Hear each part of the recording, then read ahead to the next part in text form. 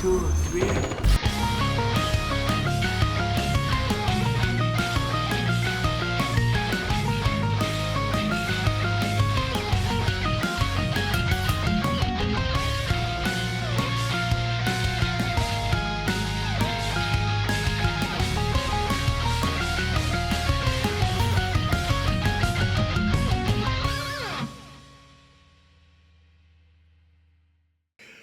Welcome back to the pod, everybody, to our video game book club, where we're going to dive into are we on part 4?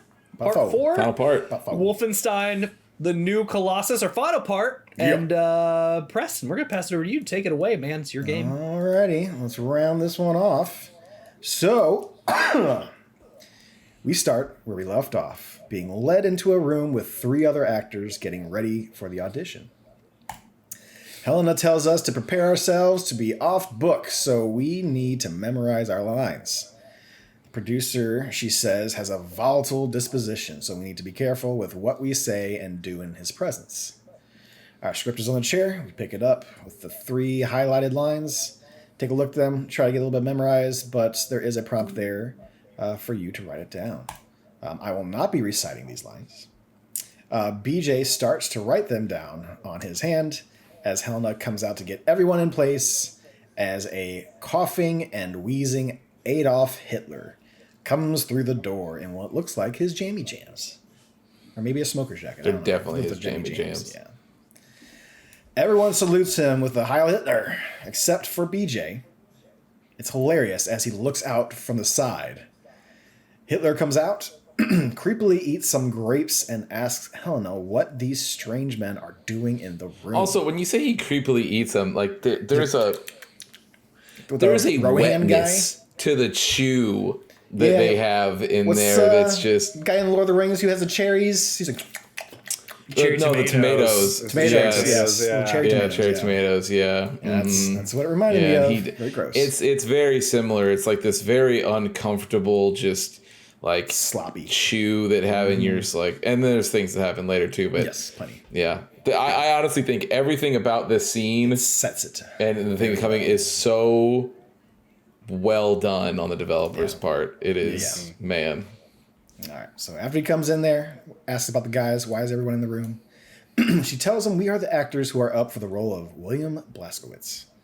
He pulls out his gun, furious that no one looks like BJ. She calmly reminds him that they'll be doing some makeup, there'll be magic done with that. He goes, oh yes, magic. Yes.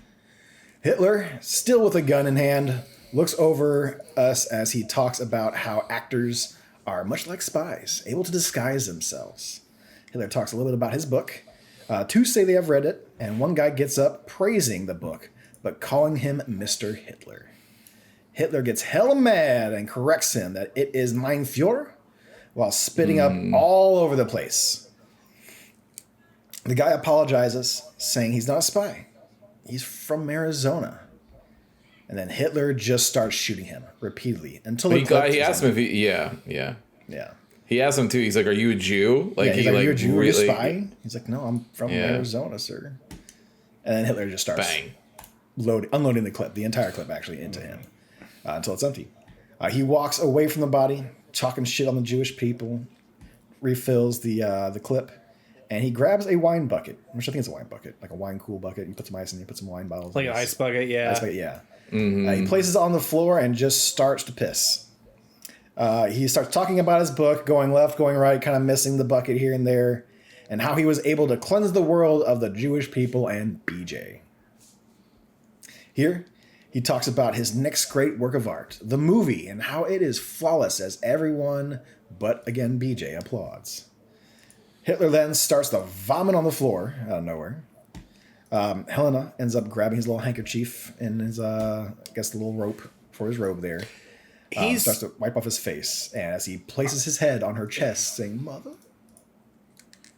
I would assume, like, he's very sick. Yes, it was kind of hard to tell, like, dying, most likely, yes. Because in real life, like, people believe, and maybe they were able to prove it, like, people believe he had syphilis and he was going a little crazy. But you wouldn't tell him that, because he'd get mad.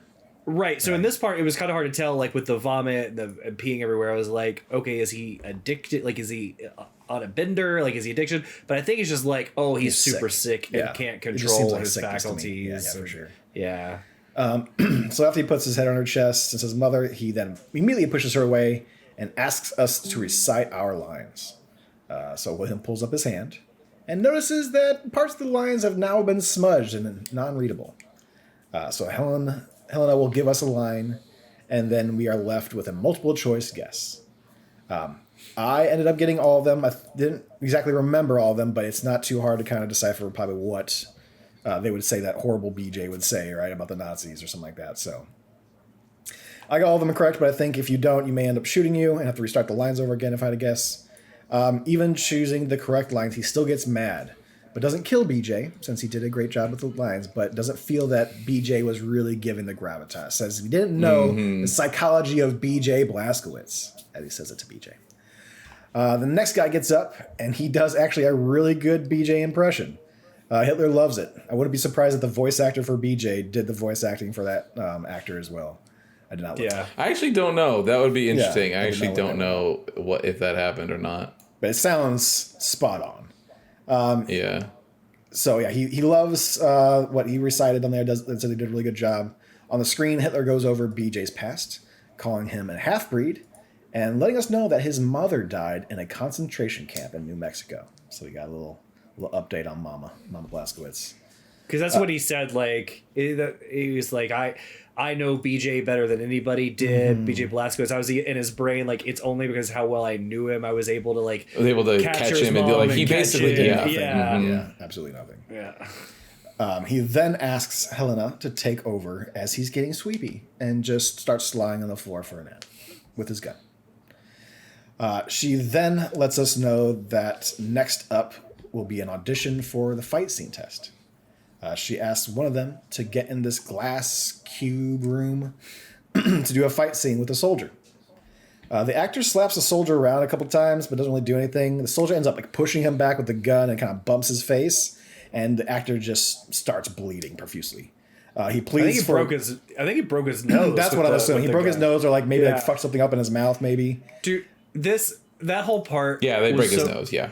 Because he walks in and they're like, get ready to fight. He starts stretching and he gets in like happy baby pose. He rolls on his back and puts his stretches his legs. Yeah, he's like, hey dude, you gotta stay limber, man. For all those slaps, so ridiculous. Yeah. He pleads for a break, but Helena urges him to read the lines. He does so in pain and very sarcastically.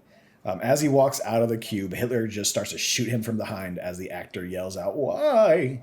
I really love the how like flaccid he delivers the line though. He's like, he looks at the paper, he's like bleeding, he's like holding his nose, he's like, "You Nazi whore!" Like it's just like, yeah, it was very, very in pain. Like I just getting the lines out so we can be done with it. So then Hitler shoots him up, and then Hitler just lies back down. Helena asks us to come up for the audition. Here, I know I saw Christian's achievement, so I know he did this. I don't know about you, Alex. I'm hoping that you did as well. Here, you do have a choice to just stomp Hitler out as you are walking up to the glass cage. So, Alex, you didn't even walk over. I did not take the opportunity. Dude. No, that's incredible. I didn't even know. I didn't even think to do it. Like, that's so crazy. If you look down on him, he's lying down there. It gives you a button prompt for like melee, right? So what BJ will do is just stomp the fuck out of him, and then Helen's like, "Oh no!" He breaks his neck. He breaks his neck. And then everyone shoots you because obviously you're in this room. Dude, if that would have been good enough to just let you play out the level to like try and escape from there, would have been they chef's kiss. They shoot you immediately, but you do get an achievement for it for stopping him. So that was very nice. Yeah. So funny. I stomped them out. They restart it back to like you walking up to the cube. So as you go in, let's see where I lost the place. Go ahead. I just want to really quick.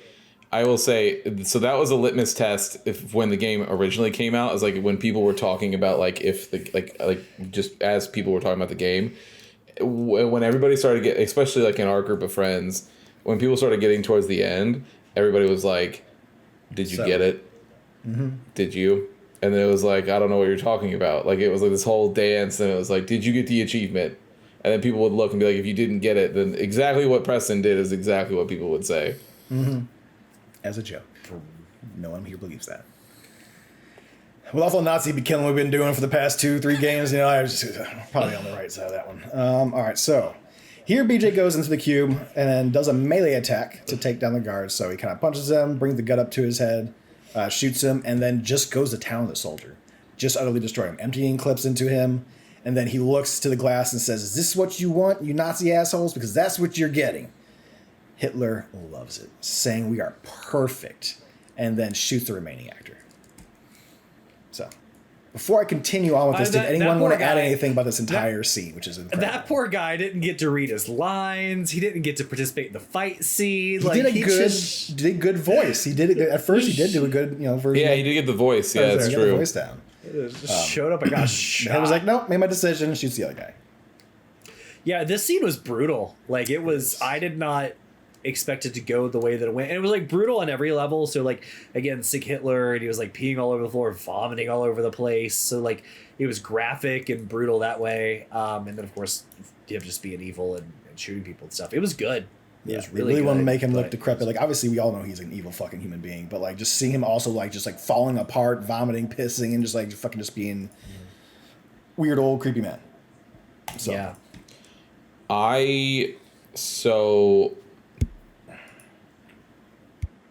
This scene to me is, I think, it's better than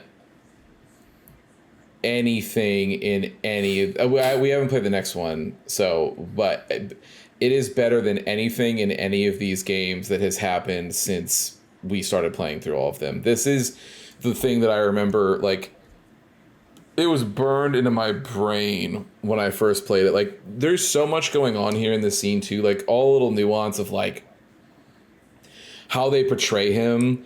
And, Alex, your point about playing off of the, it's obviously not ever going to be able to confirm it, but, like, that towards the end of his life, he was going fucking banana bonkers and was, no one knew what the fuck was going on. And he was constantly paranoid about shit that was happening with him and everything else. So then, like, having all of that play out, but then being able to also just, like, portray him in this way that obviously does not paint him in, like, a good light or anything like that, I think is so... Oh, it's so well done. It's like the peak of the writing in this game, I think. They did do a good job to be like, no one can come out of this and be confused of like a sympathetic character or a good story. Like we're not for Hitler, like we're not going to do anything to where anybody can be like, oh, well, I get, this, or he wasn't that great. No, like he's nuts and he's sick and he's evil. And like, there's no way anybody can leave the scene thinking that any Nazi is a good person. And know that the worse he gets, the worse it will get for everyone and everything, right? As long as he stays alive. It also it was just a good job to be like, hey, this is just like, everything is bad. We're not trying to tell two sides of the story. Like, no. Yeah. No. And it also signposts, like, I think what leads to... Because I lied last week, because I know, Alex, you were like, oh, are we getting to Mecha Hitler? And I was like, oh, I don't know. But, like, we obviously, we'll get there when we get there. But it's not in this game. And so there's something else that waits for us at the end. But this, I think, is signposting that to be like, this is what's going... The position that he finds himself in now is what ends up leading people to... Or leading... will lead whenever we get this third game, if we get this third game, to be like, now he's in his Mecha Hitler body, and now we can, do the things that we need to do. Even matter. He can't live enough, so he probably took his head and attached it to a giant mecha thing, kind of deal. Yeah, that's what we're probably gonna do. It'll be interesting because in the old games, like obviously, they were just like old PC games, so I don't know that they like he was like as well rendered as like anything in this game, right? Yeah. So like I don't actually know what, and maybe it is, maybe it's like in a booklet somewhere or something, but I'll be very interested to see like how they decide to like settle on. Is it like a body in a machine or just a head in a machine sort of thing? That's like they're gonna do. I think so, but yeah, it'll be interesting to see what they do this time around, especially with all of the mecha people that they make in this game now. Yeah. All right, moving right along. So, since we got the part as actor for BJ, we cut to a soldier bringing us to our room. He brings us in and opens our luggage for us, and then notices that it's full of guns. BJ takes him out right away. Here, we make our way through the base, looking for the Odin codes, which is why we're here. So we go blasting our way through the base, which has some similarities to the lunar base, but this time with a little bit more yellow overtones. Obviously, they added a lot more to it. It's not just like one for one with just a little bit of color change. There's a lot more to it, but it has that very Nazi sci-fi building kind of look. You go into like the trenches and stuff like that. You see the red little, like, Star Wars Empire walls going through there with the lights and stuff like that. So it still has a little bit of that same look, but we're on Venus now. So we going over the rooms. We find a transport pod that suits us up because we are going to the surface of Venus. While in the pod, the computer asks us for verification, but BJ just ends up punching the shit out of it. It chirps it a couple more times, he beats it a couple more times, and then it shoots us out to the surface below the base. It's Venus, so the heat is brutal. So now we have to manage our AC meter due to immense heat of the planet. There are cooling stations you can find, and once you are in a section of the base, you will be fine as well. So those cooling stations, they do a pretty good job at spacing them out. I don't know if they changed that at all with the difficulty. But they're kind of like little gas stations. You hook up a little gas hose looking thing to a tube. It pumps your suit full of cold air. And you have this little stack right next to like your armor and your health that kind of whittles down slowly over time. I loved this because, again, like, I always appreciate when movies or video games show me things I've never seen before. And this whole, like, it is a like an old 60s like gas pump you undo, and you put it in a port that's on your suit, and it just like fills it with coolant. It's so well done. Yeah, I was like, really good idea. I like audibly, like, this is a great idea. Whoever came up with this, like, perfect because design. you could just made up some suit like, I just reflective and I just pushed back all heat, so it's not really a big deal. Like, no, they made it a fun little thing because it is an incredibly hot planet, and you might need something like that to kind of get you through it, especially with the technology that they have. So here, go through the base some more, inside and out, managing the temp in the suit.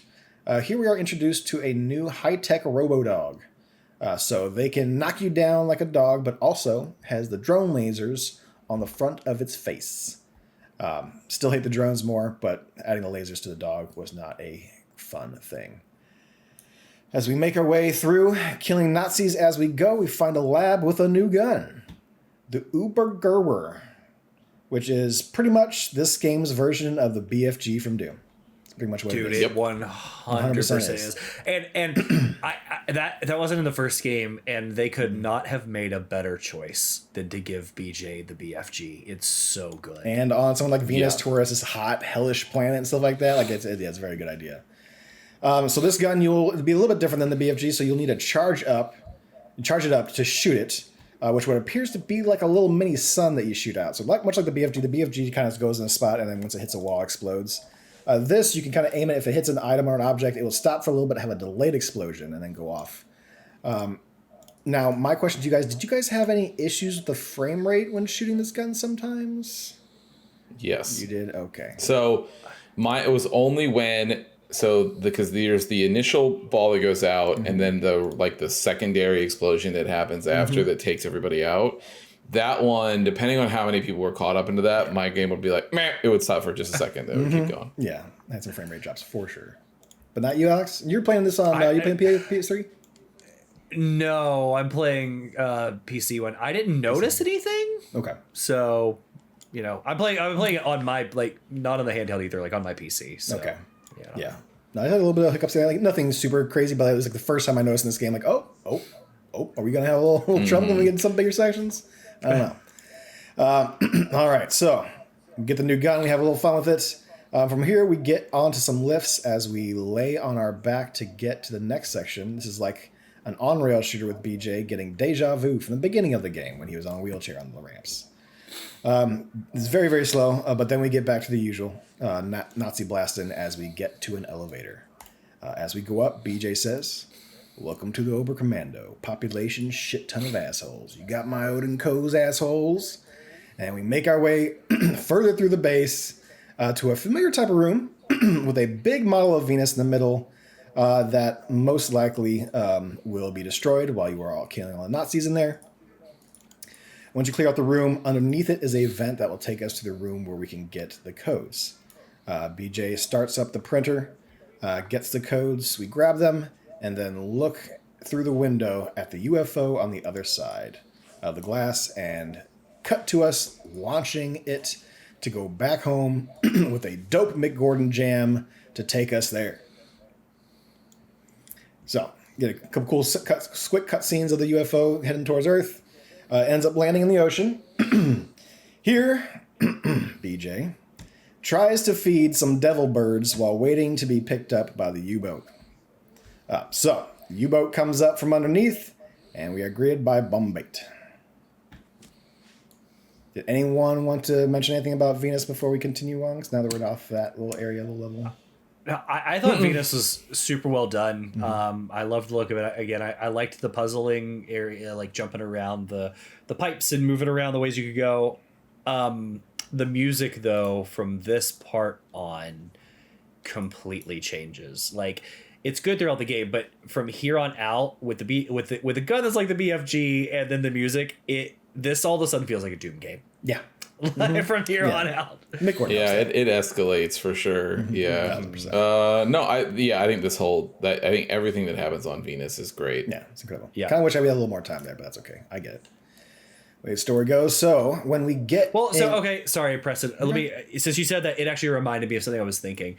So they did the same thing to the moon, if you remember. Like, we were on the moon for just a little bit, we came back, and I was actually thinking about that, and I think that's a really smart choice by the developers, and I think it's a really intentional choice by the developers to be like, oh, it's fun and it's escalated, like, you're here, but at the end of the day, they're like, yeah, but there's still Nazis that took over Earth, and it's not let's go fantastical and get away from it. It's like, no, let's go back to Earth. We're confronting this head on. So it's like, you had your fun, you saw the cool stuff, and don't forget, the real threat is here. And I think that was very intentional. Yeah, I'm sure it is. Which is cool. You don't overstay your welcome for sure. That in the moon, but your sci-fi space boy over here wouldn't mind a little more space. Yeah, sure. When we get in, the alarms are going off in the U-boat. By the way, we're getting the U-boat. Alarms are going off. Bombay says something is definitely wrong. So we go into a dark room, only to get surprised. It's BJ's birthday. Surprise! BJ blows out the candles, and the crew celebrates with a banana cream pie and Horton's whiskey. We give the codes to Grace. Grace has Sigrun look over the codes, and keeps calling her a Nazi, which still upsets her. Grace says, tomorrow we shoot the Nazis, but tonight it's for Blazkowicz. So here we get a very fun montage of a bunch of scenes with all the crew doing their own things, getting drunk, partying. We get one to where BJ's riding on the old pig a little bit, falls off of it. And then we get some others here and there. I think the Horton is kind of playing around with the cat / spider monkey a little bit. And one of them ends up being with Max Haas. So Max Haas is just trying to get BJ to punch him. He's like, I can take it. And he's not really going full hog on him. He goes real hard and hurts his hand. Now, in the Wyatt timeline, Max knocks us out. And we are woken up needing to find him for the briefing. In the Fergus timeline, BJ doesn't get knocked out. He just falls asleep on a couch with Anya. They wake up and need to find Fergus's arm because Fergus is going to be the pilot. So Fergus one is straightforward. You go find the arm. But with the Wyatt one... Did you want to say something before I go into this? I was going to say that whole scene was really good, and it was like the party scene, and all I thought as it was going on was, this is clearly the developers going, have some fun, because it's about to get heavy, is literally like what they were doing. Yeah. A little bit of highs to kind of even out them lows. So the first one was, like I said, it's pretty straightforward. You just go find his arm again. And then they're all hooking him up to things like sober him up, because he's got to be the one to fly us in there. The Wyatt one gets real heavy. So you wake up from after getting knocked out, and then you now have to go around the U-boat looking for Wyatt. Grace needs him at the meeting. So you're going around asking people if they've seen Wyatt throughout the U-boat. You end up talking to Paris, who gives us a flashback during the party where he knows that Wyatt's been tripping and taking the acid, kind of like Bombate, and that he's kind of telling him he needs to take it easy. He didn't think that he was built for it kind of deal. They go back and forth, a really good kind of back and forth here with Wyatt talking about music, but Wyatt still ends up leaving very somber. Paris tells BJ he wasn't in a good place, and he saw him head towards a shooting range last.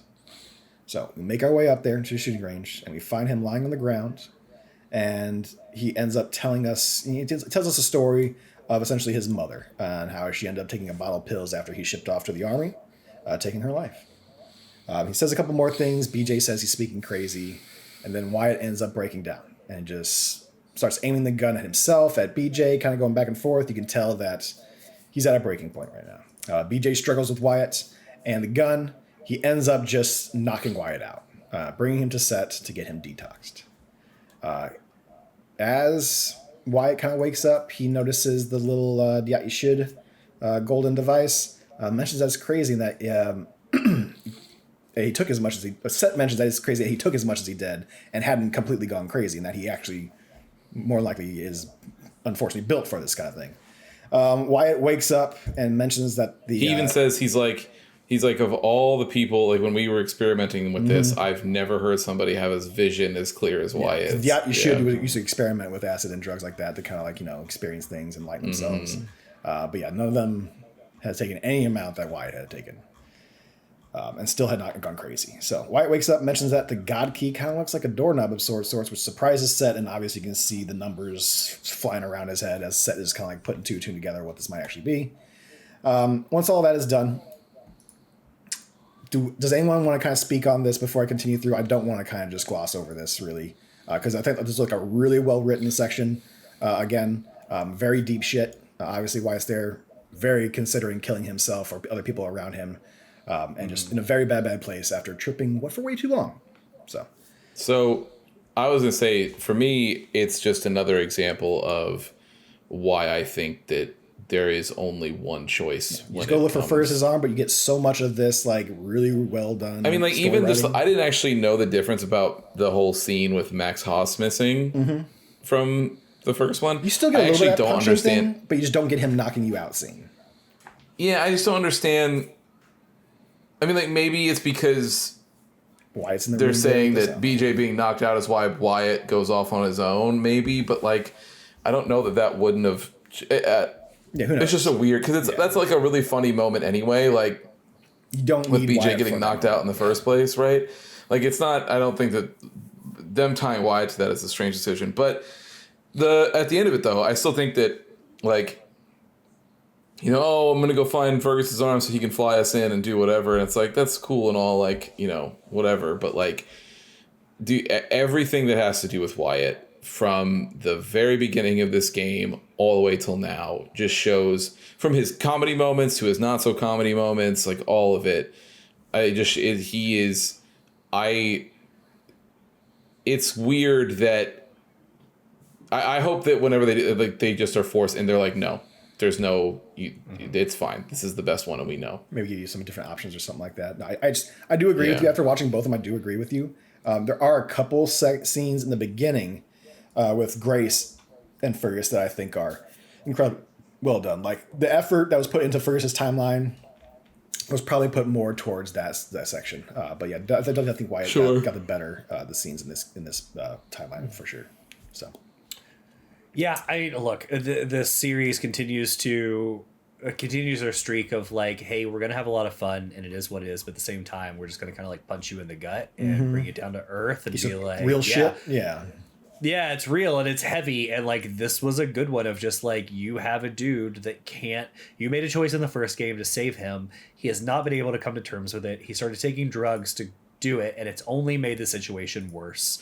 And then you had to have this like come to Jesus moment, if you will, of trying to be like, hey man, we saved you for a reason. Like, we need you, right? We can't lose you too in this good fight sort of thing. And it's just very, very well done. It'll be interesting to see how he comes back. And then, and with all that being said, I know we're not there yet, but they give him such a well-written redemption moment at the end of this game Fergus that just continues. Oh, really? Okay, so I'll be interested to hear about that. But like, for Wyatt, it's a redemption moment that just like continues to show that this team is just like such a good writer to take this character that's been high and had goofy antics and like has been like the side little haha to now in Act 3 to be like, gut punch, and then it's just so well. Yeah. His arc is so good through this game. Yeah. I think you could definitely tell that either they split the writing team up, or at least two people to do the different timelines, or the company was like, we really like the Wyatt timeline. We kind of feel that was the more stronger one. We'll give them the Fergus one because they let them choose it, but like we're sticking with the Wyatt as far as like what we're putting. Yeah, I don't think they split it. I don't think they split any. Yeah, I don't think they split any writers. It just feels like they kind of just were like, yeah, I think just more effort went to the Wyatt one. Yeah. Okay. All right. So once all that is done, we go to the mission briefing. Frau is going to go on the Jimmy Carver show, which is when we plan on grabbing her ship with Odin codes. With the Odin codes. So we're taking that opportunity for her leaving her ship for us to go in there ourselves. Sigrun states that the passwords will be all Valhalla. So Grace thanks her, but still calls her a Nazi again. This is Sigrun's breaking point. Sigrun slaps her, they get into a little bit of a brawl, and with Sigrun choking out Grace until she says that she is not a Nazi. She also ends up telling Bombate that she is in love with him, and that since he doesn't feel the same way, that she will just use his body for her own personal pleasure and wipe the tears away. So she got to her breaking point and got really good writing here as well. Yeah, like even this character got incredible writing because they're like, hey, this woman who was submissive the whole game because she was abused by her Nazi mom, who's like this female leader the Nazis were going after the whole time, like has lived in the shadow because she comes on board. She was shown grace the whole time. Everybody's been really shitty to her, and even like Bob Bate, like Grace, has hooked up with her, but like he's also been really shitty to her. And he's been flirting with other girls in the party and stuff like that, which upset her. Yeah. I didn't bring that up at all, but yeah, that was kind of like the amalgamation of it, to where it's like, oh, okay, he's pissing her off.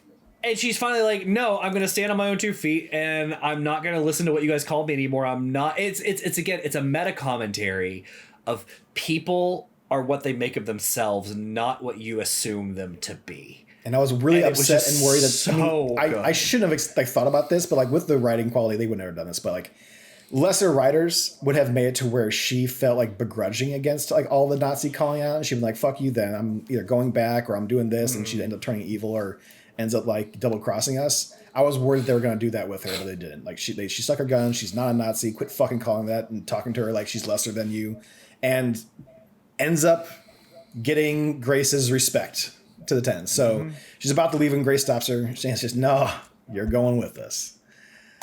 All right. So now we approach the copter. We approach in the copter to Frau's airship real fast and low. The copter dives over a bridge on the ship. So it does this really cool thing to where it gets up, drops the wings again, gets back down, and while it's doing that quick little loop, BJ and Anya smoothly slip out onto the bridge. As it does, a missile locks onto the copter. It does the same stunt above the bridge and brings the missile in to hit the ship and flies off.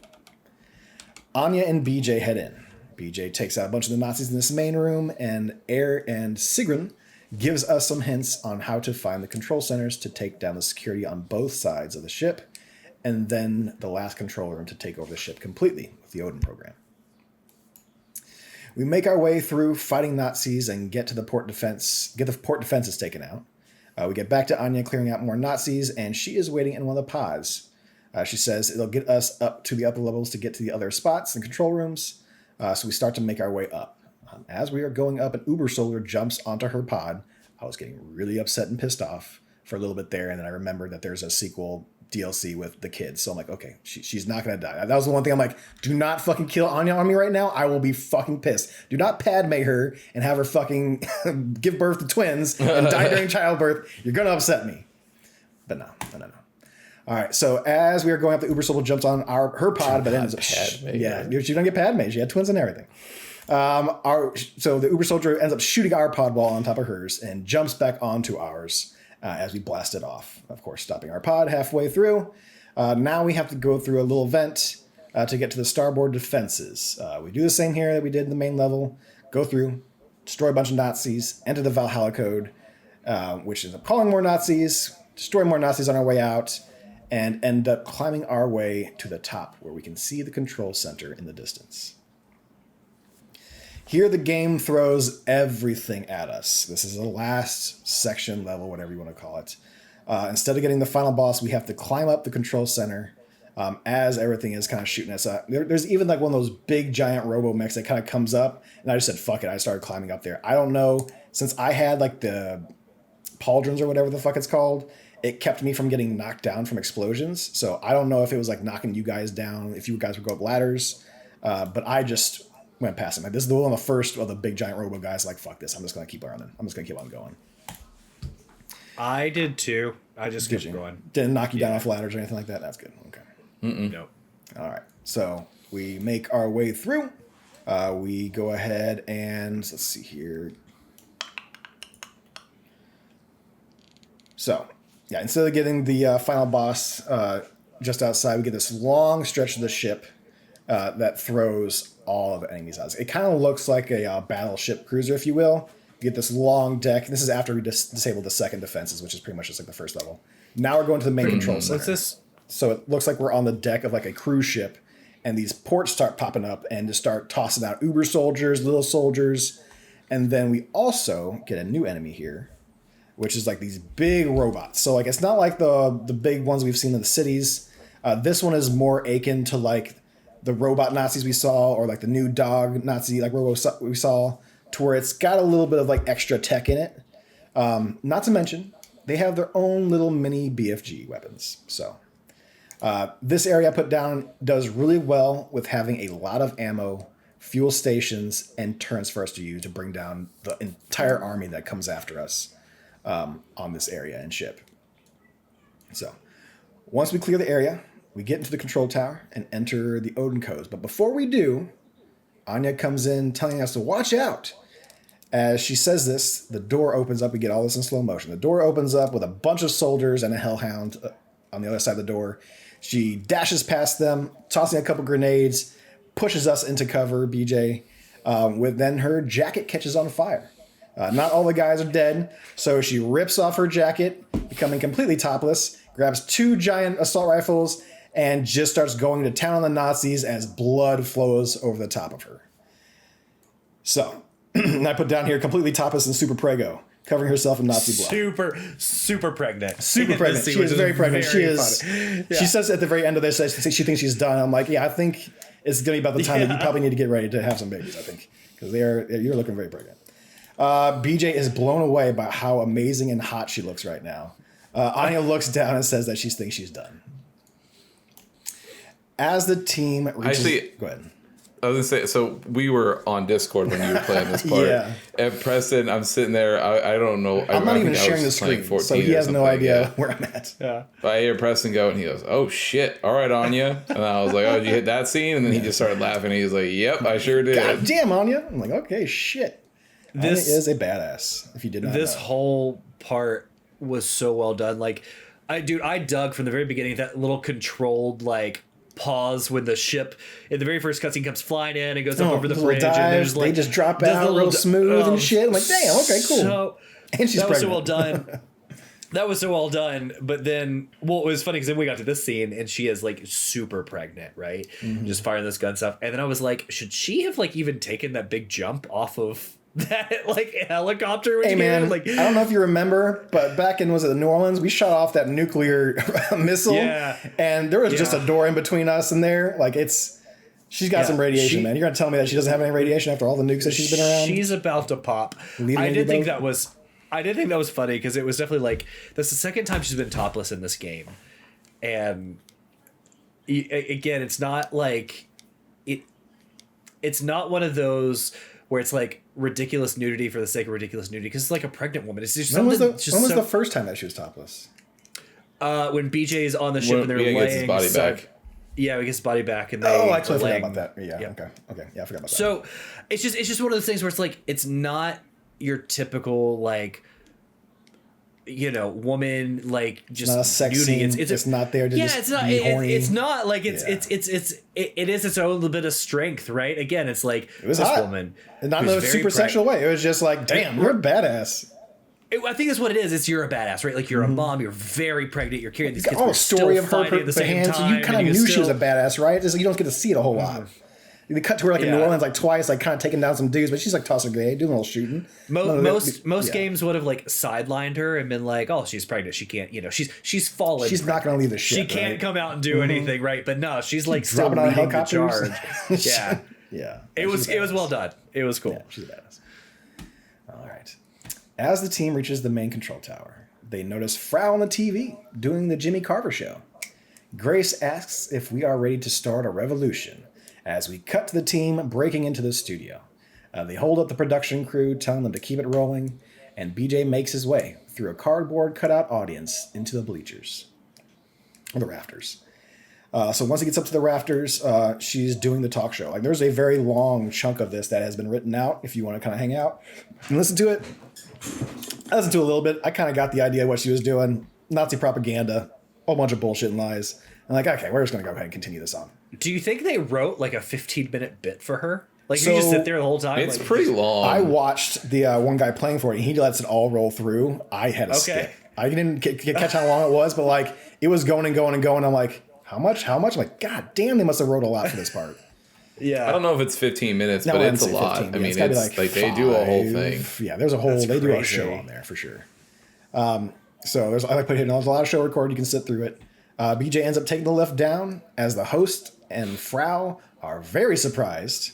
Obviously, Frau pulls out the gun, yelling about how she killed you. She killed you. BJ. So Jimmy actually calls you out first. He's like, "Holy shit, it's Terror Billy!" Like, and she's starting to shoot at us. We run up to her with a hatchet, end up cutting off an arm, and then he puts it straight into her fucking face, right down the middle. Looking at her, asking if that was all she had, that it was not good enough. Tells her she's among wolves now, and these are our woods. The rest of the team comes out, and then he pops it sideways. Oh yeah, he gives a look, just to make sure, splits it like a watermelon. Like it was brutal. Well, the last time she had her entire jaw ripped off, and that didn't kill her. So it's like, let me just give it a little extra, just to make sure. It's very brutal. The rest of the team comes out to the cameras, and here the timeline will differ a little bit. If you choose Fergus, Grace and Horton give the speech, which is a lot of fun. Horton gives a little bit of preachy. Grace comes in there with a little bit of attitude. It's a pretty good speech. But the best one is with Wyatt. So in the Wyatt timeline, I don't have it all written down. You can go look it up if you want to. But he gives a full speech. Luckily, now with a little bit more clear-mindedness, if not even enlightened, giving a great speech to the American people, asking them to rise up. He says, if you don't have it written down there, he says... He looks at the camera and he is like, look, I'm not going to look at you and tell you everything is going to be okay right now. He was like, I can't do that. But a fire could be lit. So grab your weapons and grab your guns and we're there with you. And it's so incredible. Because it's not like we could do this. It's like, no, I'm going to be honest with you. Like a lot of good people are going to die, but this is our chance. It's crazy. It's what it's going to take. Yeah. And honestly, it's like I said, I told everybody, and I'm glad that everybody listened, but like, Wyatt is the character to choose in this game. There's just no question about it. Like, you have all the funny moments of him tripping on acid and falling a little, Disney chameleon around or in the middle of the cutscenes when he's like, whoa, like, it's all weird. Or when he's talking to you and he's like, you need to go towards the like slow, like, like whatever. Like, all of that stuff is great and so funny. But there's also very real moments that we talked about in this one. And even in the very beginning, they start signposting some of this stuff where it's like, or foreshadowing some of this stuff where like, he can't even think straight because his ear got cut. Mm-hmm. And so he keeps hearing the ringing and he's like, what the fuck? Like he's like trying to. Look for headphones and he can't. Shit. That's why he found the acid. Dude, he can't even, he can't like. Think straight. He can barely make it in through a sentence without getting frustrated about getting hurt and being. And Caroline being gone and everything's back to him and how frustrated he is and all this other stuff. And, he takes it out on BJ in that moment, right? Where he's like yelling at him being like, I know that you're just fucking bullshitting me. You are about to die. And that means that it's all going to be on me. And that's why I'm fucking freaking out right now. Like, all of this stuff, right? Leading up to this amazing moment where he comes full circle and he's just like, you know, and it's part of what BJ tells him after the hospital bed, where he's like, hey, don't forget who we are. Yeah. Right. And then he comes into this moment and gives this amazing speech but it's also a very real one, out to Alex's point of like, it's not like this drum beating roo rah rah of like, it's going to be amazing and where it's going to be the best revolution that everyone's ever seen and whatever. It's like, yo, it's going to get fucked. Like, it's going to go left in a lot of ways, but like, it's what we have to, like, if this is the moment, it's going to happen right now. It has to happen right now. We can't not do it.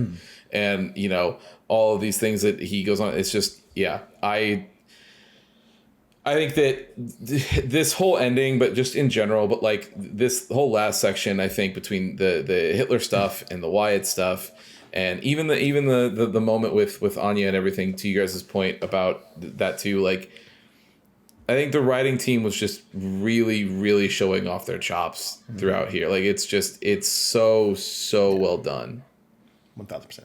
Yeah, I'm sure, like, I played a little bit of the Indiana Jones game. It did have really good writing in it. I'm sure if I went through it even more, I'm sure it would just be on par with like a Spielberg Lucas script, for that matter, as well. So I would trust them pretty much with any story at this point. All the same writers. So yeah, they get the speech. I know with the Grace and Fergus one, it kind of cuts in and out of the credits starting during the speech, but with Wyatt, they give them a little more time. But yeah, we get the credits here. Very stylized as they go through. They had like the "We're Not Gonna Take It" song, like a cover for that in the background. I think that makes trash. This is the worst thing that's in this. I'm sorry. Exactly. I didn't want to say this. I didn't want to spoil it, but like, my other minor nitpick of this game is I think this is one of the worst songs I have ever heard in a video game end with. No, he did a lot of music for this. It's twisted. It's the "We're Not Gonna Take It" song, but then it is. I don't know who's doing this cover, and I don't want to look it up, and I'm not. This is not like an indictment against it. It is bad. I don't even like that song that much in general. So like, whatever. But like, I would have rather them just play the fucking original and let that one go if they wanted to do it. But this song is already have Mick Gordon on retainer, and he's already done amazing music for this song or for this game. Just let him rip and be done. That's what I'm torn on, because it was clearly a different singer, right? Like, they were doing the rendition.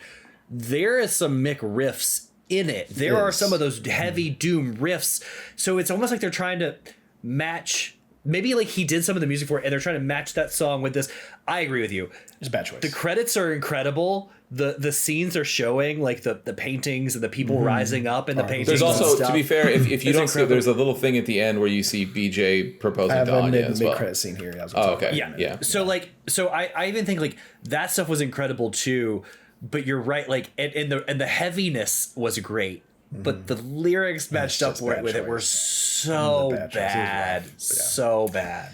As these credits are rolling, there is a mid-credit scene here where BJ kind of walks up to Frau's dead body and pulls the ring off, and then this is where, like, I'm not gonna lie, it was, to be fair, like I was sitting there through the entire thing and like, I didn't think I was gonna get a little misty-eyed during a Wolfenstein game. I got a little misty-eyed. I'm like, oh my god, he's gonna grab the ring now, take it back, and then propose to her right here in front of everybody on live television. I'm like, this is incredible. This is awesome. So yeah, he ends up proposing to her on stage. After you get to the credits, it drops us back onto the U-boat where Grace tells us about the Enigma codes in case you missed them, and how they will help us hunt down the rest of the Nazi leadership in America. So this seems to be kind of the end game content for this. I know they had a couple DLCs that have like another couple like different stories where you play as different characters, like a little, like not even DLC, like the little acts. You have to buy like a season pass or something to get them though. So I did try out one of the Enigma codes. I'm like, I'm not gonna do all these, but like we'll try out one. I'm like, let's try out Blazkowicz Homestead. The farmstead is a very small map. Like this one can't be very big, right?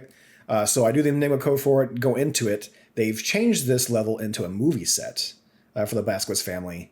I did not finish this one up. I just kind of did a run of it, if you will. Got to one of the leaders. The leaders in here, the commanders, are armed with those like hand grenade launchers. So it's not just a little pistol that they're coming at you with. So if you find them, you can take them out because they're going to start shooting grenades at you. In these levels, you can find side objectives like Haas's toy pieces.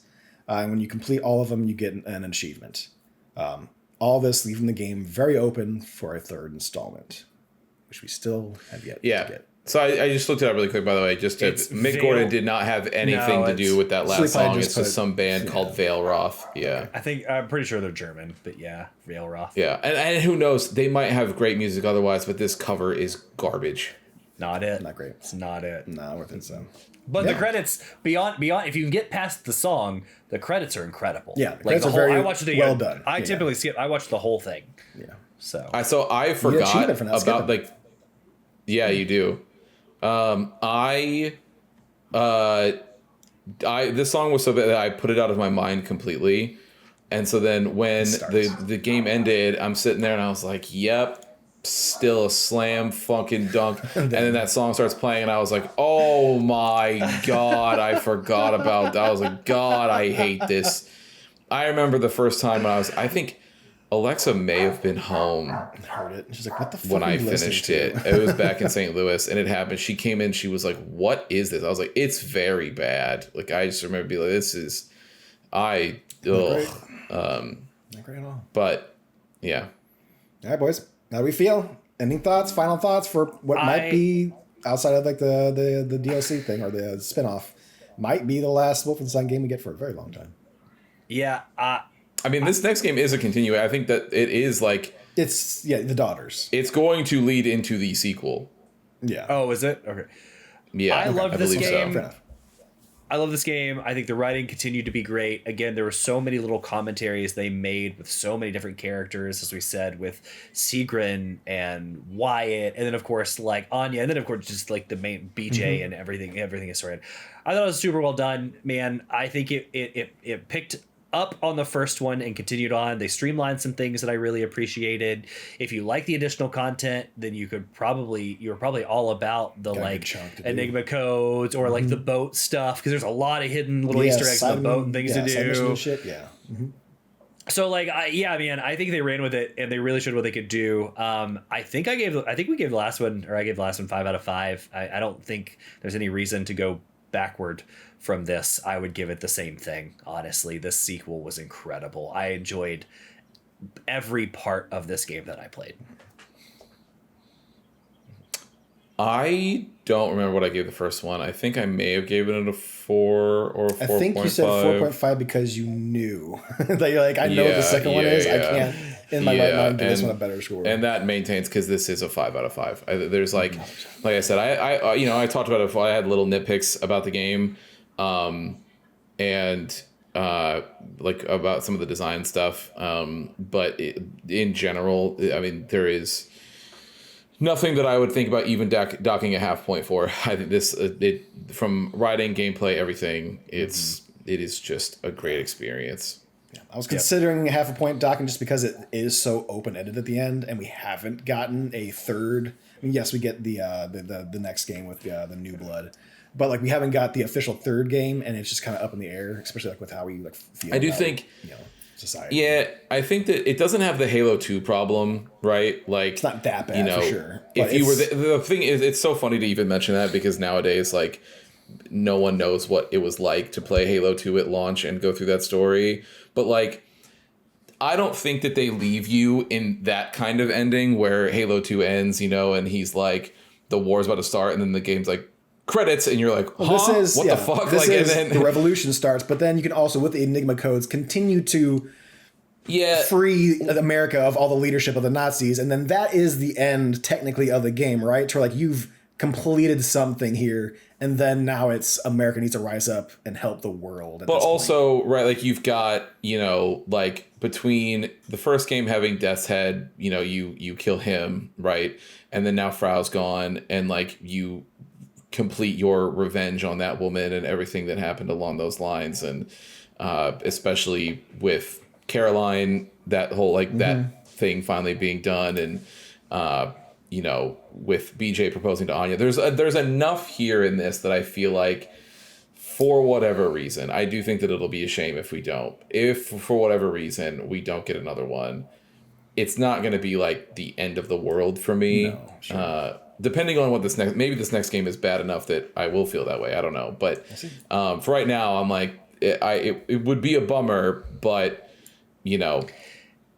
there's enough there that I don't feel like completely let down. No. And so taking it as a full thing that is shipped and like the writing is just so fucking good. If the next one sucks and we never get a final third one, then my headcanon is that the revolution happens and then Hitler ends himself the same way he did in real life, and the Reich falls. Yeah. That's gonna be my headcanon if we don't get anything else. Fair.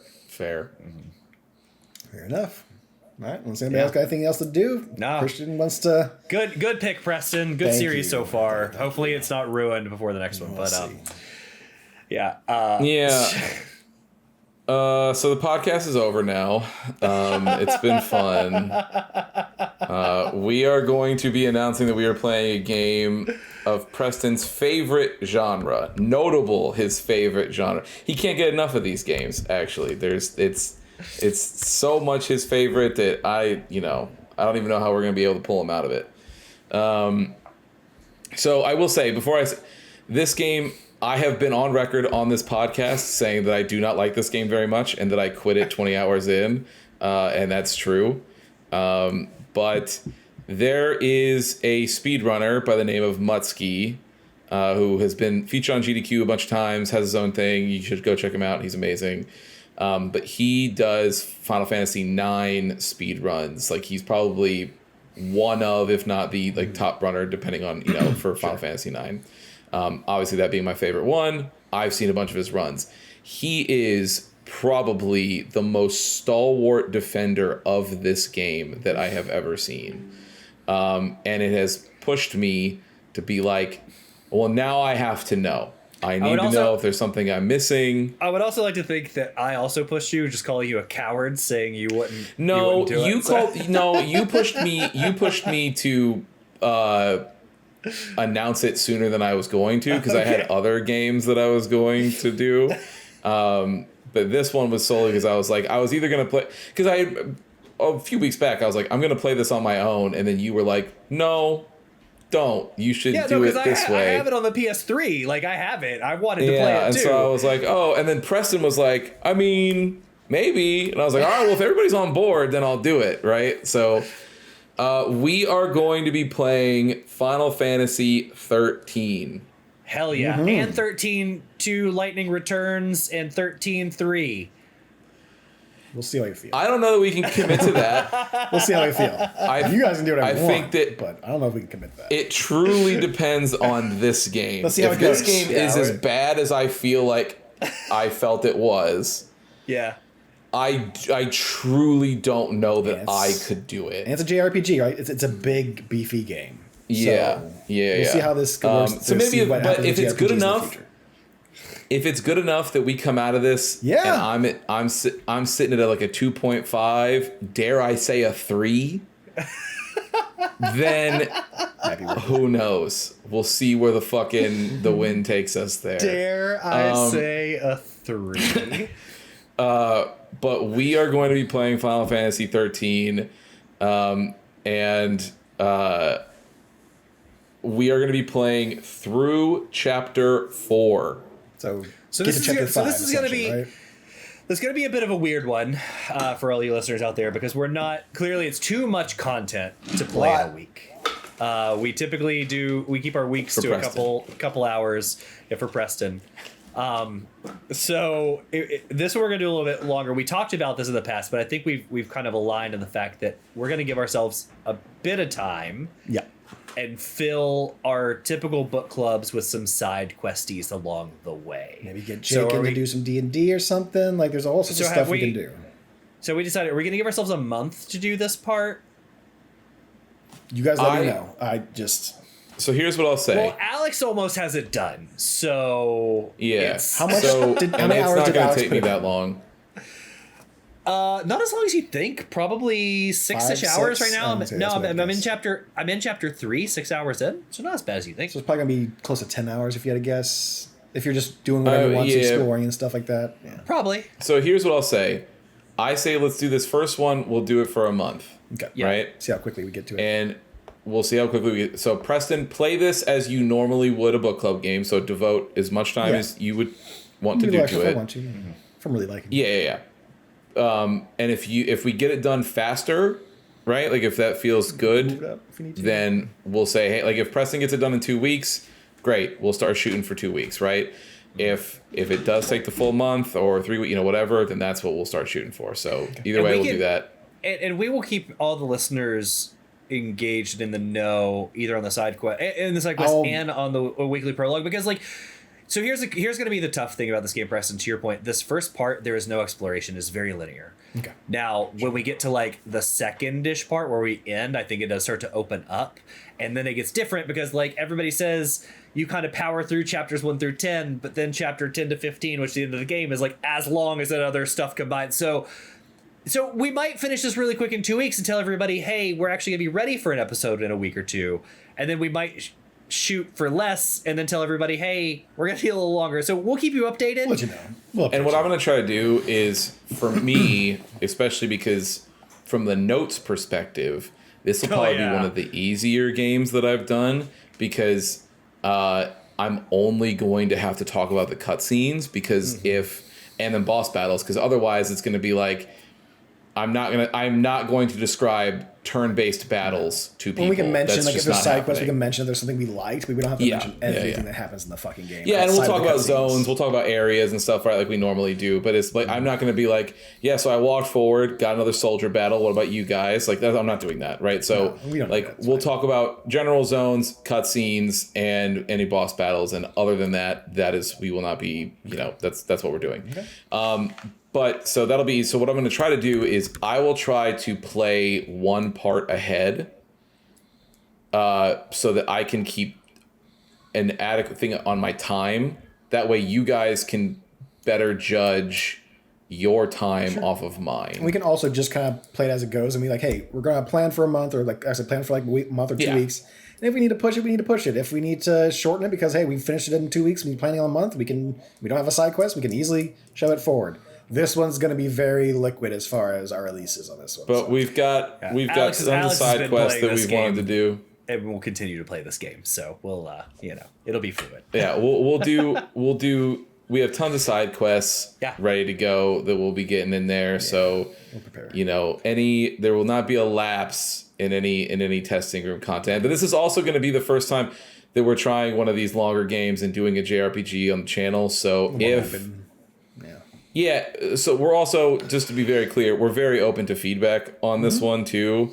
So like, if this sucks and is not fun, then we will stick to shorter games. And then when this becomes our full-time job, it'll be easier to do JRPGs because Preston won't have an excuse because he'll have nothing but time to play. Yeah. I have been wanting to play this game and begging to play this game for so long. I'm so excited. I pre-ordered it. Picked it up on my way to my first radio job. Played it for a little bit, got about 5-ish hours into it, and then traded it back in. I was just really attracted to the lighting lady on the cover. It's just, And I really like Final Fantasy CG cutscenes. I thought they were all very cool. But sure. Sometimes I was sitting there and I was thinking to myself, I wasn't even mad at Preston for that that one was on. I was mad at me. I was like, why did I expect him to have a different reason for wanting to try Final Fantasy? Cool, it was just lighting's hot as fuck. That's it. I've tried. Yeah. Also, the most like milquetoast fucking character of any Final Fantasy. She's got pink hair and does a lot of flips and shit like that. She does have pink hair. You got me there. That logic is ironclad. I can't get past that one. You got me there. She does have pink hair. So she does have pink hair for sure. Continue tuning in. As Christian said, we won't miss any content. It'll just be a bit till we do this first part, but I look forward to it. I'm looking forward to it. With that, everybody, don't forget to check in with our weekly prologue. We'll have a new one next week, and then of course Preston with Star Wars Sundays. So thanks for hanging out, everybody. And with that, Preston, you know what to do. Hit it. Thank you for listening to another episode of The Testing Room. To catch up on past episodes or to check out the newest ones when they drop, follow us on Apple Podcasts, Spotify, or wherever you get your favorite podcast. If watching is more your thing, check us out on YouTube, youtube.com/@thetestingroom, or watch us live on twitch.tv/testingroomlive. leave comments or ask questions, you can follow us on Instagram at testingroompod, leave a comment on YouTube, or send them in to testingroompod@gmail.com. See you next time.